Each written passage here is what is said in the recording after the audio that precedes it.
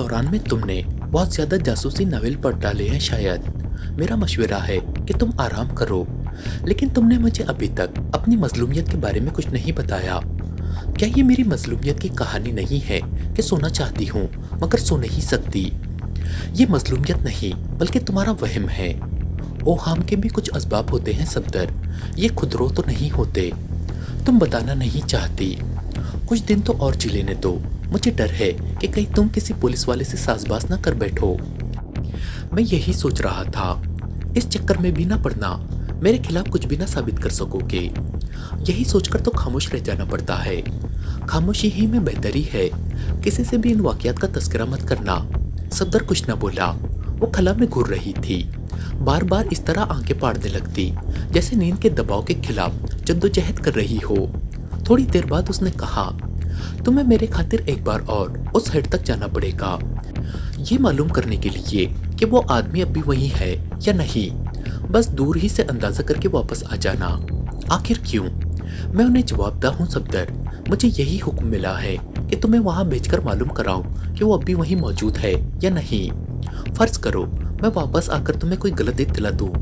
मुझे उससे सरोकार नहीं। मैं तो उन्हें मुतमईन करना चाहती हूँ कि तुम मेरे कहने के मुताबिक काम कर रहे हो। मेरी जिंदगी तो खतरे में नहीं पड़ेगी, हरगिज नहीं। लेकिन मेरा ख्याल है कि इस बार कोई ना कोई तुम्हारा ताकुब करके ये जरूर देखेगा कि तुम वहां जाते भी हो या नहीं। यानी मैं बहरहाल खतरे में हूँगा।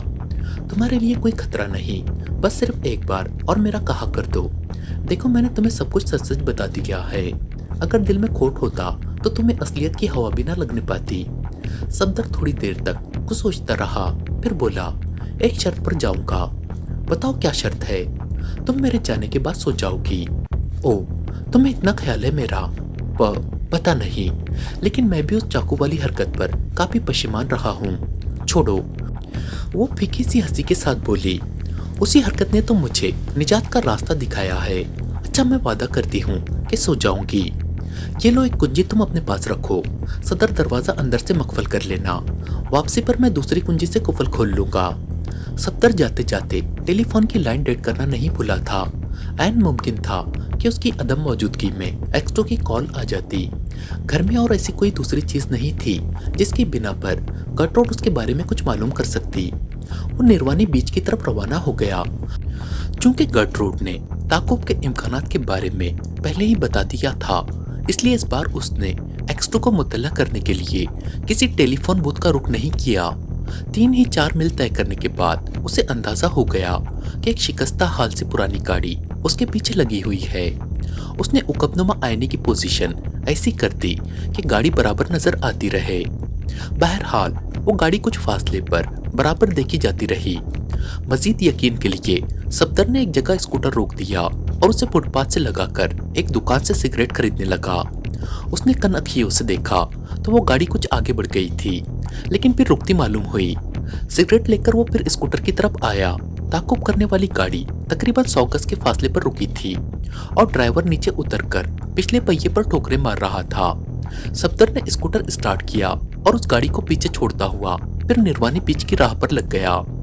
जरा ही सी देर बाद वो गाड़ी फिर दिखाई देने लगी। वो पहले की सी रफ्तार से उसके पीछे चली आ रही थी। कुछ देर बाद सफदर उस हेड तक पहुंच गया, लेकिन स्कूटर वहां से बहुत फासले पर जाकर रुका। इंजन बंद कर दिया और खुद उतरकर थोड़ी देर तक वहीं खड़ा रहा। फिर टहलता हुआ उस हेड के सामने आया। सदर दरवाजे पर लटका हुआ बड़ा सा कुफल दूर ही से देखा जा सकता था। उसने बाई जाने वाली ढलान पर वो गाड़ी भी खड़ी देखी जो उसका ताकुब करती रही थी। ड्राइवर स्टीयरिंग के सामने ही बैठा सिगरेट पी रहा था। सफदर चंद लम्हे हेड के सामने खड़ा रहा, फिर अपने स्कूटर की तरफ चल पड़ा। वापसी के सफर में उसे वो गाड़ी न दिखाई दी और वो सोचता रहा कि गर्ट्रूड ने उसे किसी दूसरे जाल में फांसने के लिए तो ये सब कुछ नहीं किया। हर चंद की वो गाड़ी अब नहीं दिखाई देती थी, लेकिन सफदर ने अब भी मुनासिब ना समझा कि रास्ते ही में कहीं रुककर बजरिए फोन एक्सट्रो को इस वाकये से मुतला कर दे। घर पहुंचा तो सदर दरवाजा मुकफल ही मिला।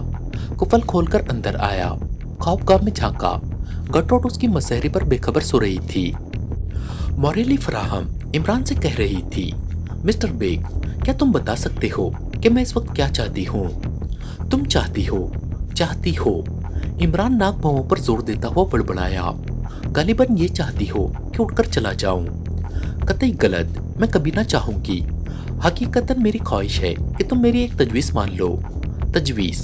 इमरान ने हैरत से आंखें फाड़ दी। हाँ हाँ, मॉरिली ने आहिस्ता से कहा, मैं बहुत थक गई हूँ, मुझे एक मददगार की ज़रूरत है। अच्छा तो फिर तुम क्या बुरे रहोगे? हमारे यहाँ के खानदानी लोग किसी की मुलाजिमत नहीं करते। इमरान ने नाखुशगवार लहजे में कहा। मैं नहीं समझी। मैं नवाब मिर्जा कलंदर बेग का नवासा और नवाब खलील मलिक का पोता हूँ, लेकिन वो जरिए माश कहाँ तक तुम्हारे शाया निशान हो सकता है, जिसकी वजह से तुम पुलिस वालों का सामना करने से कतराते हो। वो मुझे इसलिए सूट करता है कि सिपाही ज्यादा भी हूँ, पेशा आबा सिपागिरी था। फिजूल बातें छोड़ो, संजीदगी से गौर करो इस पर। जिंदगी पड़ी है गौर करने को। अभी इसी वक्त क्या जरूरी है? मैं दरअसल ये मालूम करना चाहता हूँ कि तुम इतनी परेशान क्यों हो। साफ जाहिर होता है कि तुम इधर उधर की बातें करके किसी खास चीज को अपने जहन से निकाल फेंकना चाहती हो। वो कुछ न बोली, फिर कबीब सी मुस्कुराहट होठों पर नमूदार हुई और उसने कहा, हाँ मैं परेशान हूँ। कल मुझे एक लाश शिनाख्त करनी पड़ी थी। लाश? हाँ, उन आठों में से एक आदमी, नॉयल डेविड की लाश। ओ, तो मेरा ये ख्याल दुरुस्त निकला कि बकिया साथ उसके कातिल थे। नहीं, उसे कत्ल नहीं किया गया। कैप्टन फैयाज ने मुझे बताया था कि उसकी मौत सांप के काटने से वाकई हुई थी। लाश कहाँ मिली थी? किसी जंगल में, मुझे नाम याद नहीं रहा। बड़ी अजीब बात है। दफातन मुलाजिम ने ऑफिस में दाखिल होकर किसी का कार्ड पेश किया। ओ, वो आहिस्ता से बड़बड़ाई। रूपी मिल। आने दो, इमरान ने कहा। रूपी मिल एक तवीलुल कामत और गठीले जिस्म का आदमी था। आंखों पे झुकी हुई भवें उसकी तबीयत की सख्तगिरी का पता देती थी। जबड़े भारी थे। सुना है पुलिस तुम्हें ले गई थी, उसने कमरे में दाखिल होते ही कहा। मुझे ले नहीं गई थी, बल्कि मुझसे एक लाश को शिनाख्त करने की दरख्वास्त की थी। लाश? किसकी लाश? बैठ जाओ, ऐसी भी क्या फिक्रमंदी, मॉरिली ने कहा। ठीक है, ठीक है। एक कुर्सी खींचकर बैठता हुआ बोला। मरने वाला क्लब ही का एक मेंबर था, नॉयल डेविड। हाँ, तो उसे क्या हुआ? पता नहीं, मैंने उसकी लाश देखी थी मुर्दा खाने में और पुलिस ऑफिसर को बताया था कि वो नॉयल डेविड ही है। मैं समझा था शायद और कोई बात है। और क्या बात हो सकती है मिस्टर रूपी मिल? मुझे इत्तला मिली है कि पुलिस तुम्हारी तरफ से मुतमईन नहीं है। गालिबन यही वजह है कि पुलिस का एक बड़ा ऑफिसर अपनी शामें उमूमन यही गुजारता है। कौन है? रूपी मिल ने तहकीर आमेज लहजे में पूछा। दफतन इमरान खंखारा और रूपी मिल चौंक कर उसकी तरफ देखने लगा। मॉरिली उसके सवाल के जवाब में कह रही थी, captain Faiyaz, superintendent of CIB। ओ, वो फिर मॉरिली की तरफ मुतवज्जे हो गया। मॉरिली ऐसे अंदाज में मुस्कुरा रही थी जैसे उसने उसको किसी मामले में शिकस्त दे दी हो।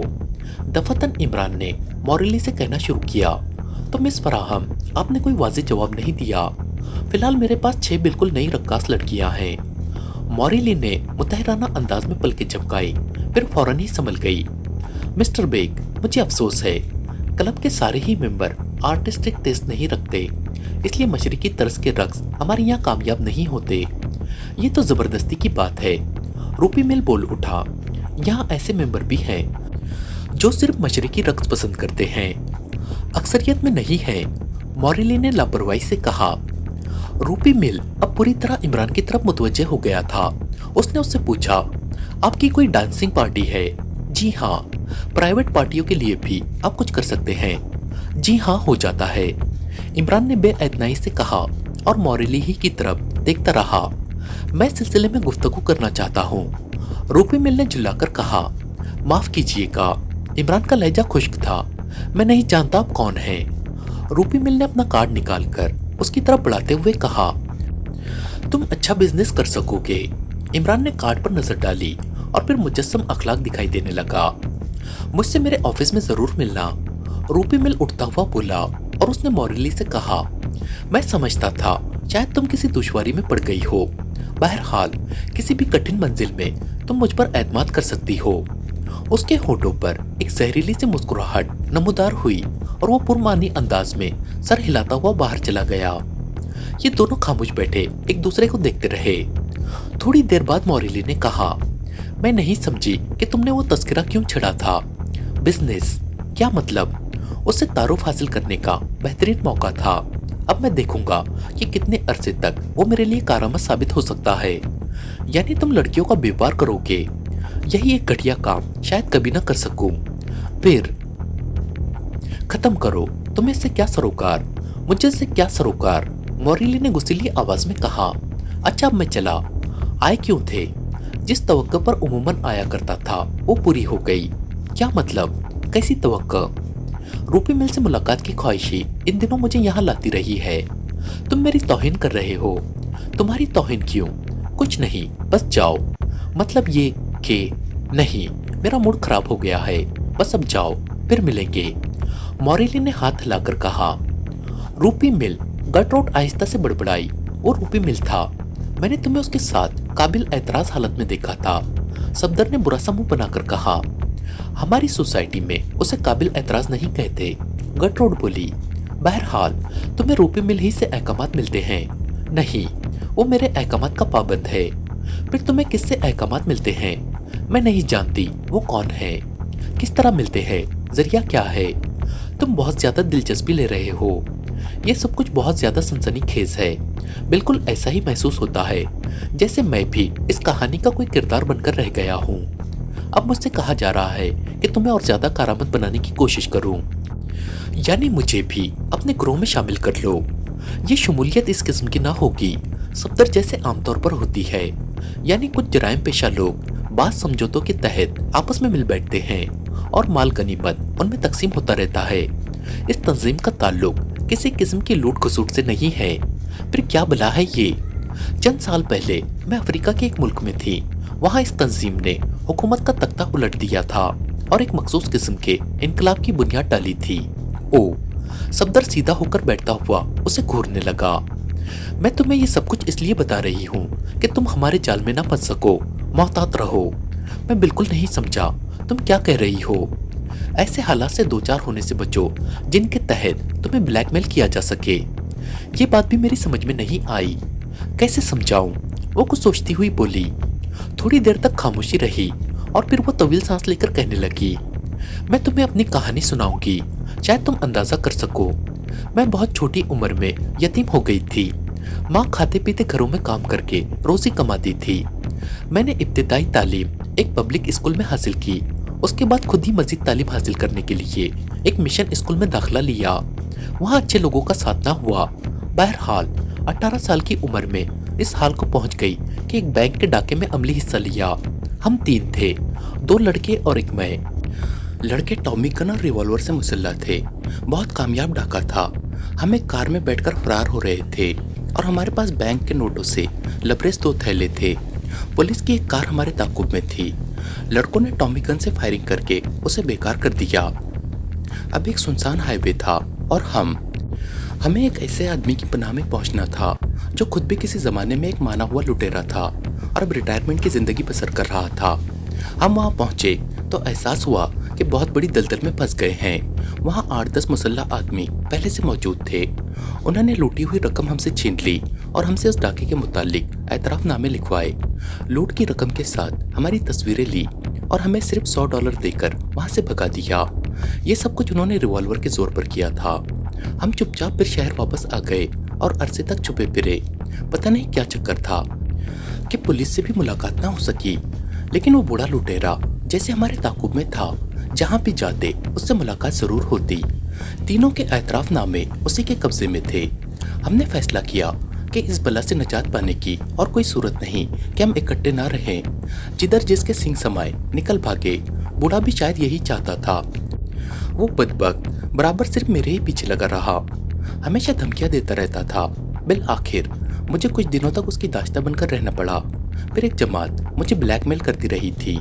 उसी के मशवरे पर मुझे नर्सिंग का कोर्स करना पड़ा। उसी के मशवरे पर कोर्स मुकम्मल करने के बाद एक तिब्बी मिशन में शमूलियत इख्तियार करनी पड़ी। यह तिब्बी मिशन बैरूनी दुनिया के लिए तरतीब दिया गया था और सबसे पहले अफ्रीका के एक मुल्क में जाना पड़ा। वहाँ 2 साल तक मुझे काम करना पड़ा था और वहाँ जब बड़े पैमाने पर कश्त व खून का बाजार गर्म हुआ तो मैं इस नतीजे पर पहुंची कि नादानिस्ता तौर पर मैं भी वहाँ के इनकलाब का एक जरिया बनी थी। अब यहाँ भी गालिबन यही चक्कर है। वो खामोश हो गई और कुछ देर बाद बोली, अब भी समझे या नहीं? समझ रहा हूँ, सफदर ने भर्राई हुई आवाज में कहा। मुझे हकीकतन इस काम पर मामूर किया गया है कि मकामी आदमियों को पास पास कर उन्हें तंजीम के लिए काम करने के काबिल बनाऊं। अफ्रीका के उस मुल्क में भी हमें ऐसे लोग हासिल करने पड़े थे। तो यानी कि तो तुम मुझे फांस रही हो? सफदर की हकलाहट पर वो बेतहाशा हंस पड़ी। तो तुम हंसती हो? बहुत ज्यादा असर लिया है तुमने मेरी कहानी से। कहीं बौखलाहट में पुलिस को मुत्तला करने ना दौड़ जाना। फिर बताओ मैं क्या करूं? तुम मुझे फांसने पर मजबूर हो और मैं? तुम्हें क्या मजबूरी है? ये शहर ही छोड़ दो। मैंने इस सिलसिले में जो भी कमजोरी दिखाई वो वक्ती थी। अब मैंने अपने आसाब पर काबू पा लिया है। कुत्ते की मौत मेरा मुकद्दर है और मैं उसकी मुंतजिर हूँ। यानी तुम अब भी उनके लिए काम करती रहोगी? हाँ, मैं मजबूर हूँ। तुम खुद ही पुलिस के पास क्यों नहीं चली जाती? मेरा ताल्लुक एक तिब्बी मिशन से है और मिशन से ताल्लुक रखने वाला हर आदमी उस तंजीम से भी ताल्लुक नहीं रखता। इसलिए मुझे पागल करार देकर फिर मेरे मुल्क में भिजवा देंगे और फिर वहाँ जो हशर मेरा उस तंजीम के हाथों होगा तुम उसका तस्वुर भी नहीं कर सकते। पुलिस तुम्हारी मदद नहीं करेगी, हरगिज नहीं। मिशन के सरबराह की बात मानी जाएगी और वो एक सीधा साधा शरीफ आदमी है। उसे नहीं मालूम कि एक काली भेड़ भी इस नेक मकसद रखने वाले मिशन में शामिल है। फिर तो तुम्हारी गुलू खुलासी मुश्किल है, नामुमकिन कहो। थोड़ी देर तक खामोशी रही, फिर सफदर बोला, एक तदबीर समझ में आई है। क्या? तुम उस आदमी का पता लगाओ जिससे तुम्हें अहकामात मिलते हैं, उसे खत्म कर देंगे। अहमक, वो हंस पड़ी। अव्वल तो पता लगाना ही दुश्वार है, फिर ये क्या जरूरी है वही इस तंजीम का हकीकी सरबराह हो। अच्छा तो यही बताओ कि वो पैगाम तुम तक कैसे पहुंचाता है? शायद पैगाम रसानी का जरिया ही उस तक पहुंचने का सबब बन सके। फिजूल ना उलझाओ दिमाग को, ये बिल्कुल नामुमकिन है। तुम नहीं बताना चाहती, सफदर ने बुरा सा मुंह बनाकर कहा। सच, वो हंसकर बोली, सारी अदाएं लड़कियों की सी है। मुझे उसके पैगाम ट्रांसमीटर पर मौसूल होते हैं। तब मुझे हैरत है कि हमारे यहाँ का महकूमा सुराग रसानी क्या कर रहा है। उसके पास यकीनन ऐसे जराए मौजूद होंगे जिनसे ट्रांसमीटरों की आवाजें सुनी जा सकती। क्या तुम और तुम्हारी पुलिस दुनिया के तरक्की याफ्ता तरीन ममालिक में भी हमारे मखसूस तरीन साख्त के ट्रांसमीटरों की आवाजें कोई दूसरा ट्रांसमीटर नहीं कैच कर सकता? यही बात है, वरना अब तक हमारा महकूमा सुराग रसानी तुम लोगों को जड़ से उखाड़ फेंकता। लेकिन ये तो बताओ, क्या तुम हर वक्त अपने ट्रांसमीटर का स्विच ऑन रखती हो? इसकी जरूरत ही नहीं। पैगाम मौसूल होने से पहले फोन कॉल आती है। मेरे नाम की कॉल है तो मैं एक मखसूस किस्म का इशारा पाऊंगी। वैसे तो फोन पर होने वाली गुफ्तगू दरियाफ्त हाल ही तक महदूद होगी और तुम्हारे टेलीफोन एक्सचेंज में सुने जाने के बावजूद भी किसी किस्म के शुबे में न डाल सकेगी। लेकिन मैं इसके बाद ही फौरन अपने ट्रांसमीटर का स्विच ऑन करके पैगाम वसूल कर लूंगी। फर्ज करो मैं अस्पताल के किसी वार्ड में काम कर रही हूँ। मेरी कॉल आई, मुझे बुलवाया गया। मैंने कॉल रिसीव की। वो मेरी आवाज़ सुनते ही कहेगा, हेलो गड्डी, मैं हूँ, तुम कैसी हो? मैं अपनी खैरियत बताऊंगी और वो शाम को मिलने का वादा करके सिलसिला मुनक़ता कर देगा। दरअसल लफ्ज़ गड्डी ही से मुझे मालूम होगा कि वो कौन है और क्या चाहता है। इसके अलावा कोई मुझे गड्डी नहीं कहता। बहरहाल उसके बाद ही ट्रांसमीटर पर उसका पैगाम वसूल कर लूंगी। सफदर उसके खामोश हो जाने पर कुछ न बोला, उसकी आंखों में देखती रही। लेकिन एक बात है, सफदर ने कुछ देर बाद कहा, अगर किसी तरह वो रूपी मिल पुलिस की गिरफ्त में आ जाए और खुद ही उगल दे कि वो तुम्हारे लिए काम करता रहा है तो फिर क्या होगा? इस सूरत में यकीनन धर जाऊंगी, लेकिन ये बात मुझ तक ही खत्म हो जाएगी। पुलिस उस तक नहीं पहुंच सकती जो मुझसे काम ले रहा है। ये भी ठीक है, सफदर ने मायूसाना अंदाज में सर को जंबिश दी। लेकिन रूपी मिल जैसा दरिंदा भी आज तक मेरी नज़र से नहीं गुजरा। उसे रुपए पैसे की हवस नहीं है, बहुत बड़ा सरमायादार है। वो तो मेरे लिए ये सब कुछ कर रहा है। सफ़ेद फार्म लड़कियां उसकी कमजोरी हैं। तो तुम, यानी कि तुम भी? सफदर के लहजे में बेहद इज़्मेलाल था। वो जुमला पूरा ना कर सका। हाँ, मैं भी। गटरोड सर हिलाकर बोली, मेरे और तुम्हारे माशरे में खूबी, किरदार और पाकिज़गी के मयार अलग अलग हैं। तुम लोग किसी ऐसी औरत को बर्दाश्त नहीं कर सकते जिसके ताल्लुकात किसी दूसरे मर्द से सिर्फ दोस्ती ही की हद तक क्यों ना हो। बिल्कुल बिल्कुल। खैर खत्म करो इन बातों से। मैं तो तुम्हें सिर्फ ये समझाना चाहती थी कि या तो कुछ दिनों के लिए शहरी से चले जाओ या बहुत मोहतात रहो। इमरान और ब्लैक जीरो दानिश मंजिल के ऑपरेशन रूम में बैठे सीक्रेट सर्विस के मेंबरों में से किसी की रिपोर्ट का इंतजार कर रहे थे। ट्रांसमीटर का स्विच ऑन कर रखा था। कुछ देर के बाद आवाज आई, hello X2 sir, 03 speaking. Yes it is X2, Imran ने माउथपीस में कहा। हेलो वो उसे ला रही है, मुझे यकीन है कि कोई उनका ताकुब नहीं कर रहा। ओवर। ठीक है, ओवर एंड ऑल, इमरान ने कहा और ट्रांसमीटर का स्विच ऑफ कर दिया।